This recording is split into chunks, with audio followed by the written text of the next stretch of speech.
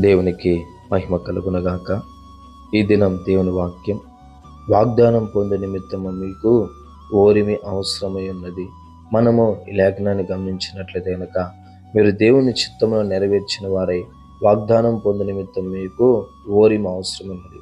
ఏది ఏమైనప్పటికీ ఇక్కడ దేవుడు సెలవిస్తున్నది ఏమంటే, ఓపిక అనేది అవసరం అనేసి మనకు దేవుడు తెలియపరుస్తున్నాడు. మనలో అనేక మంది ఓపికతో ఉండం. కొద్ది రోజులు వెయిట్ చేస్తాము, తర్వాత ఓపిక నశించిపోతుంది. ఇంకెప్పుడు దేవుడు చేస్తాడని చెప్పేసి దేవుని మీద తిరుగుబాటు చేసే వాళ్ళం ఉంటాం, దేవుని మీద సనిగే వాళ్ళం ఉంటాం, దేవుని మీద రకరకాలుగా మాట్లాడే వ్యక్తులు కూడా మనలో ఉండొచ్చు. అదే ఇశ్రాయేలు ప్రజలు గమనించినట్లయితే కనుక, దేవుడు ఎంత గొప్ప కార్యాలు వారి ఎదుట చేస్తున్నప్పటికీ కూడా వారు మాటి మాటికి సనిగి సంహారకునికి అప్పగింపబడడం జరిగింది. దేవుని కార్యాలను వారు ఓపికతో ఎదురు చూడలేదు. అదే దేవుని గ్రంథంలో లేయాను గనక మనం గమనించినట్లయితే, యాకోబు మొదటి భార్య అయినటువంటి లేయా, ఆ యొక్క యాకోబు లేయాని ప్రేమించడం లేదు. ఇంకా చెప్పాలంటే ఒక భార్యగా కూడా సరిగా ట్రీట్ చేయటం లేదు యాకోబు. అయినప్పటికీ దేవుని కృప వలన లేయా సంతానాన్ని పొందుకునింది.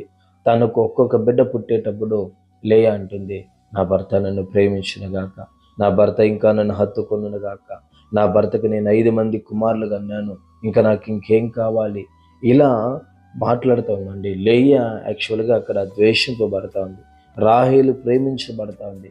దాన్ని చూచిన దేవుడు మొదటగా లేయా గర్భాన్ని తెచ్చాడు, రాహేలు గర్భాన్ని మూసివేశాడు దేవుడు. అంటే నువ్వు ఓపికతో ఎదురు చూస్తే గనక నిశ్చయముగా దేవుని యొక్క దృష్టి నీ మీద పడుతుంది. దేవుని యొక్క కన్ను దృష్టిలో నువ్వు పడతావు. నిశ్చయంగా నీ జీవితంలో మేలైన కార్యాలు ఆయన జరిగిస్తాడు.